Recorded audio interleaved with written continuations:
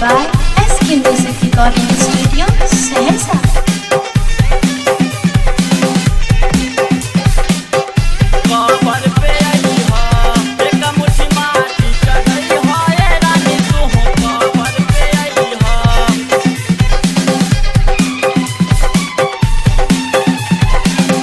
छोड़ के जैबू तो कैसे के जियाब, पानी समझ के हम जहर के पियाब। फूल से जाना जा सजई हो ये रानी, तू कबर पे आई हो। एक मुट्ठी माटी चढ़ई हो ये रानी, तू कबर पे आई हो। प्यारे नी भैया तो धोखा न दी हो, मौका पाई के रानी एक बार मिली हो। फूल से जाना जा सजई हो ये रानी, तू कबर पे आई हो। एक मुट्ठी माटी चढ़ई हो ये रानी, तू कबर पे आई हो। एक मुट्ठी माटी चढ़ई हो ये रानी, तू कबर पे आई हो।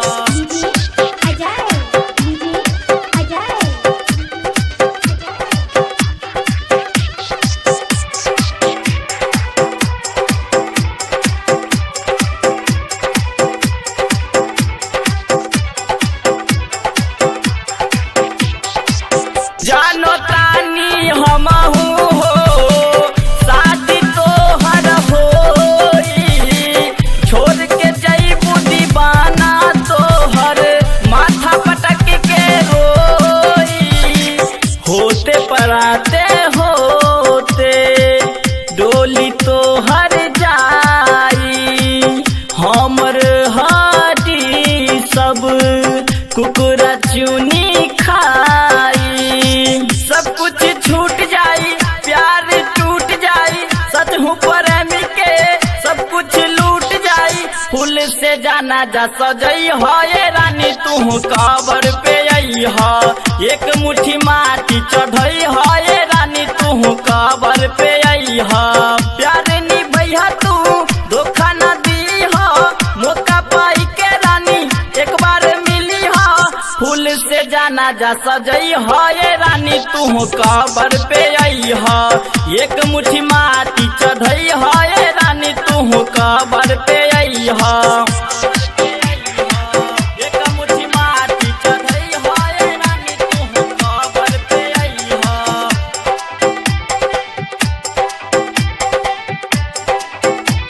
Presented by SK Music Recording Studio, Saharsa.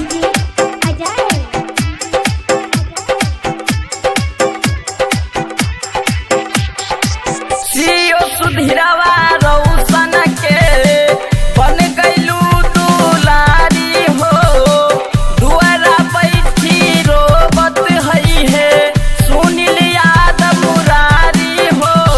प्यार में पाके मौका दे दिहलू तू धोखा, हम कैसे जियब मार दिहलू तू चौका।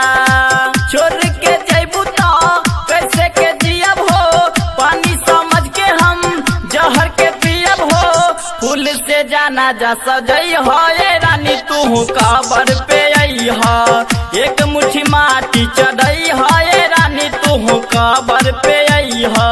प्यारे नी भैया तू धोखा न दी हो, मौका पाई के रानी एक बार मिली हो।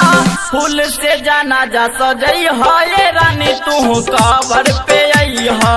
एक मुट्ठी माटी चढ़ई हो ये रानी, तू कबर पे आई हो। फूल से जाना जा सजई हो ये रानी, तू कबर पे आई हो। एक मुट्ठी माटी चढ़ई हो ये रानी, तू कबर पे आई हो।